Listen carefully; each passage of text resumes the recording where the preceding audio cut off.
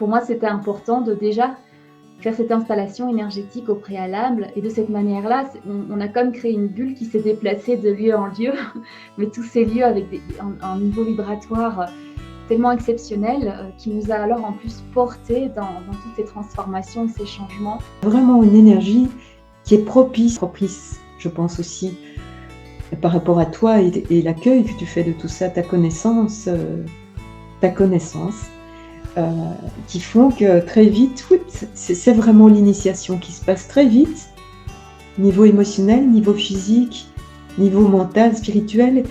On est à différents moments, on est tout d'un coup, dans une petite transition, ce qui fait que j'ai vraiment eu l'impression d'escalader une montagne de transformation à travers ce voyage.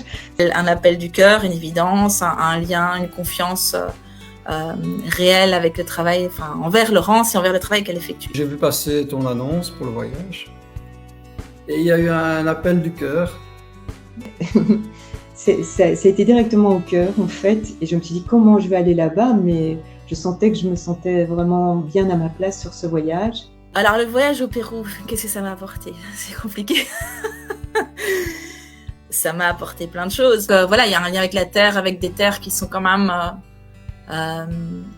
sacrées, donc qui de ce fait-là sont très puissantes. Les locaux honorent beaucoup leurs lieux et ça se sent en fait. Il y a un impact énergétique qui est colossal et qui forcément va venir nous toucher, va venir nous porter et parfois nous challenger aussi.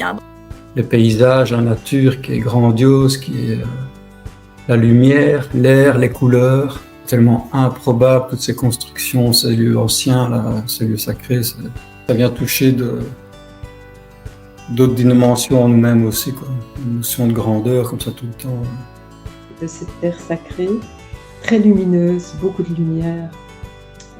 J'avais l'impression d'être dans une autre dimension. Il y a eu des expériences un peu extraordinaires avec les énergies des lieux, avec des présences, etc. Il y a eu aussi énormément de transmission, de partage. Ça passe à travers les autres participants aussi, ce qu'on reçoit à travers ces voyages-là. Tout se passait avec beaucoup de simplicité et en même temps, c'était assez bluffant. C'est une expérience un peu tellement hors du temps et tellement particulière que tu amènes cet espace d'ouverture et d'accueil et de bienveillance, en fait, nous aide aussi à cheminer de cette manière-là envers nous-mêmes. C'est vraiment laisser l'espace au chemin de chacun et parfois, je sens qu'il y a vraiment un être du groupe qui doit vraiment vivre quelque chose de fort, une transformation, et que c'est important que tout le monde le soutienne dedans parce que ça va vraiment nourrir et contribuer à la dynamique du groupe. Donc, j'ai tout de suite été touché aussi par comment tu amenais les choses avec simplicité. Quand il y avait des perceptions, ça correspondait aux tiennes. Donc ça, c'était riche aussi.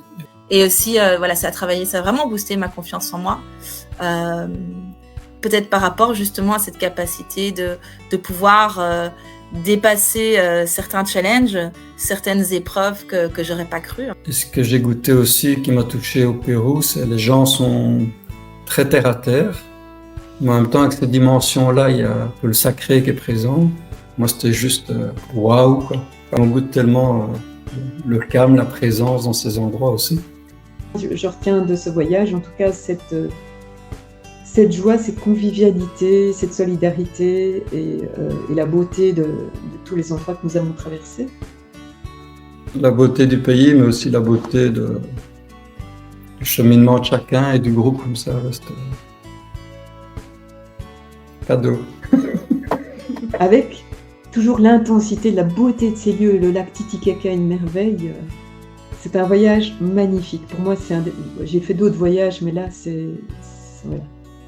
ça a vraiment été de vraies révélations d'instant en instant.